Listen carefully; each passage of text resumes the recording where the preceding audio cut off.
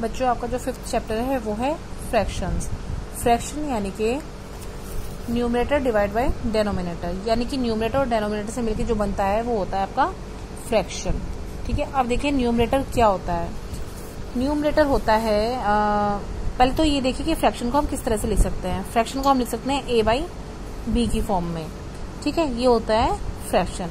अब इसमें जो पार्ट ऊपर है यानी कि जैसे कि a, तो ये आपका कहलाएगा क्या, न्यूमरेटर।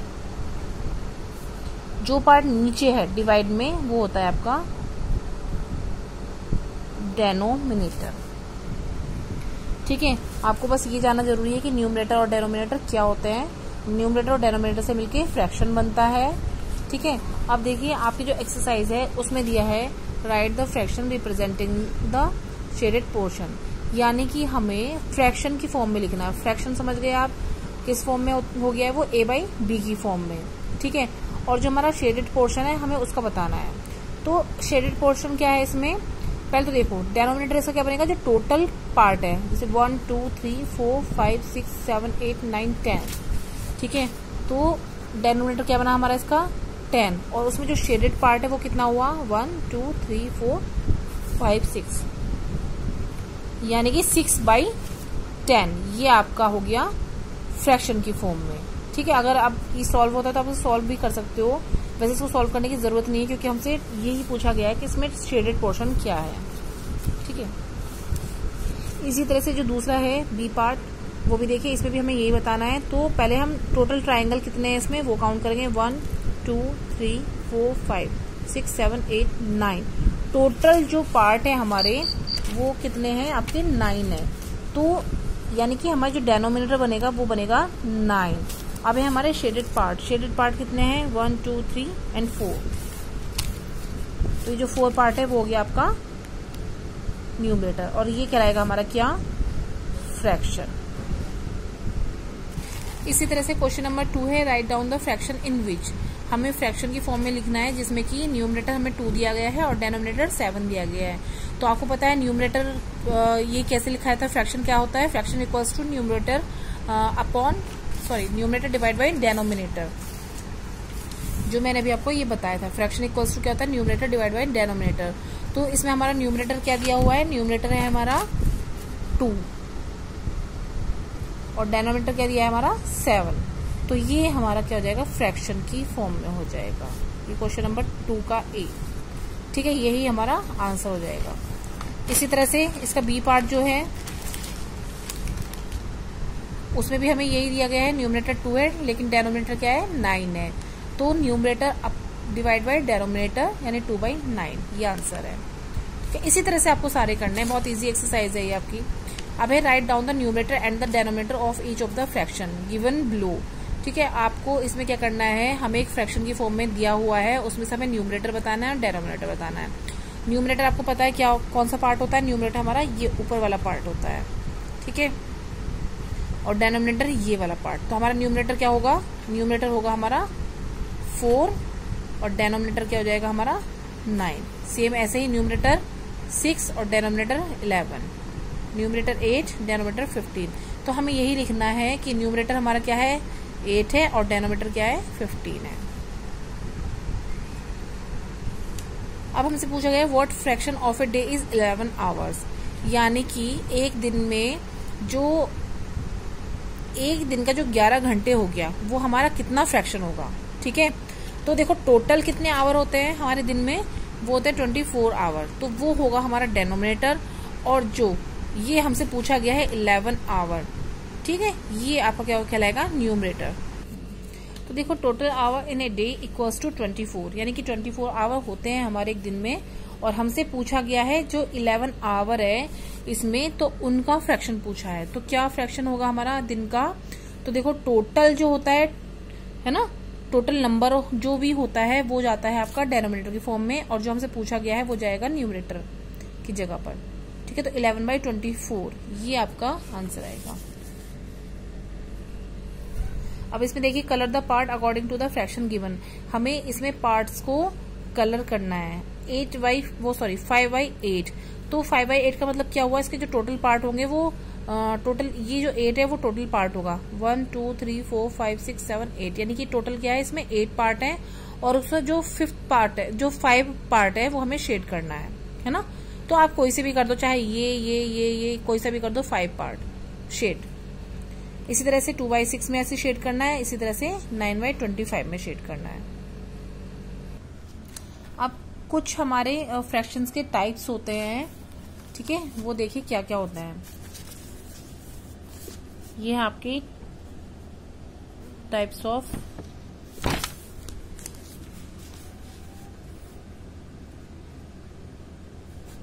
फ्रैक्शन। पहला होता है आपका लाइक फ्रैक्शन, ठीक है। लाइक फ्रैक्शन यानी कि जिनके डेनोमिनेटर सेम होते हैं। दो फ्रैक्शन होती है, जैसे मान लीजिए आपकी ये 3/4 और है दूसरी हमारी 5/4, ठीक है।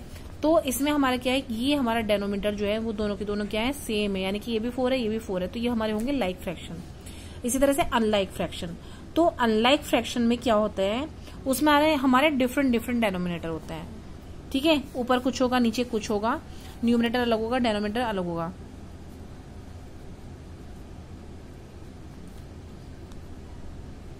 इस तरह से देखिए हमारे तीनों डेनोमिनेटर क्या है, अलग अलग है। तो इस तरह से जो हमारे डेनोमिनेटर चेंज होते हैं, जो अलग अलग होते हैं, वो होते हैं हमारे अनलाइक फ्रैक्शन।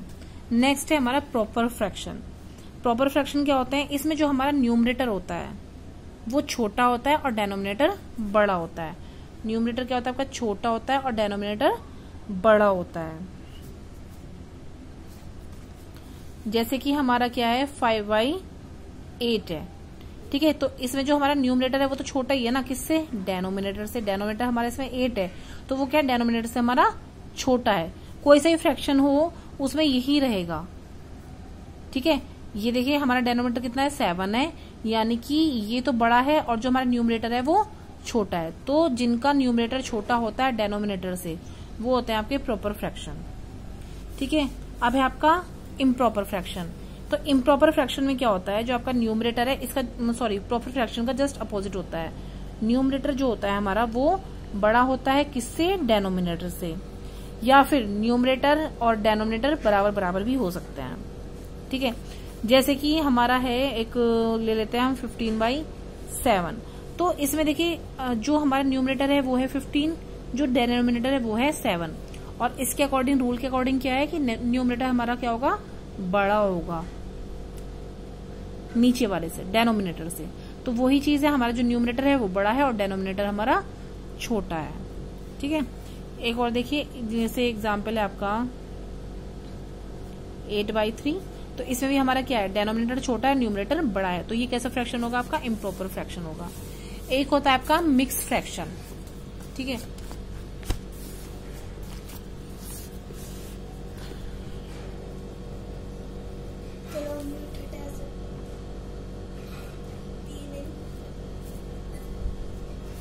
एक होता है मिक्स फ्रैक्शन। मिक्स फ्रैक्शन क्या होता है आपका, होल नंबर और प्रॉपर फ्रैक्शन। होल नंबर आपको पता है क्या होता है, होल नंबर ये पूरा नंबर होता है, 2 3 6, इस तरह से ये होता है आपके होल नंबर। और जो फ्रैक्शन और जो आगे होता है आपका प्रॉपर फ्रैक्शन। प्रॉपर फ्रैक्शन मैंने अभी क्या बताया है कि न्यूमरेटर आपका छोटा और डेनोमिनेटर बड़ा। न्यूमरेटर देखो कुछ भी हो सकता है आपका, छोटा में 1/3 ले लो, 2/5 ले लो, मतलब डेनोमिनेटर उनका क्या होगा, बड़ा ही होगा न्यूमरेटर की अपेक्षा। तो जब इनके आगे लग जाएगा हमारा ये होल नंबर, ठीक है, तो हमारा बन जाएगा क्या, मिक्स फ्रैक्शन। जैसे कि हम लिख सकते हैं 2 1/3। तो इस फॉर्म में जो होता है वो होता है हमारा मिक्स फ्रैक्शन। एक होता है आपका यूनिट फ्रैक्शन। यूनिट फ्रैक्शन में क्या होता है, आपका जो न्यूमरेटर होता है हमेशा 1 होता है, हमेशा ही। जैसे 1/2 1/3 1/4 1/8, ठीक है। तो जिसमें ऊपर 1 होगा यानी कि वो क्या है, आपका यूनिट फ्रैक्शन है।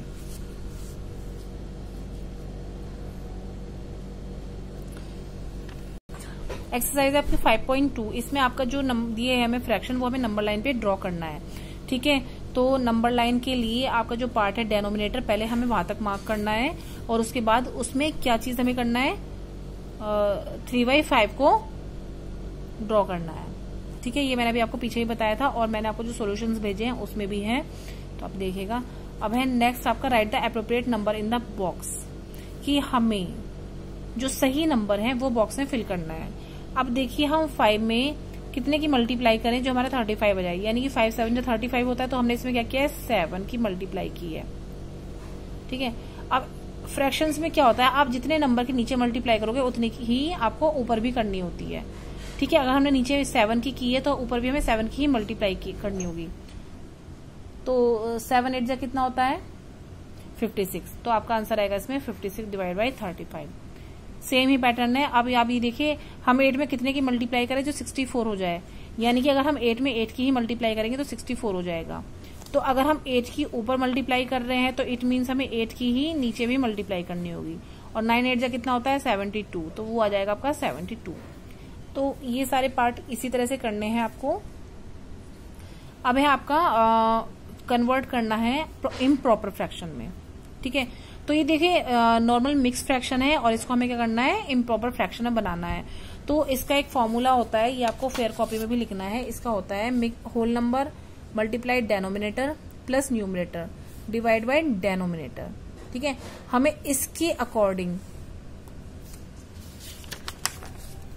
ये वैल्यू रखनी है। ठीक है, तो कैसे रखेंगे हम, ये हमारा क्या है डेनोमिनेटर है, तो होल नंबर में पहले हम डेनोमिनेटर की मल्टीप्लाई करेंगे, फिर उसे प्लस करेंगे क्या आपका जो न्यूमरेटर है वो। ठीक है, डिवाइड बाई 7। तो हम इसको सॉल्व करेंगे, 7 5 35 होता है, 35 प्लस 5 डिवाइड बाई 7 यानी कि 40/7।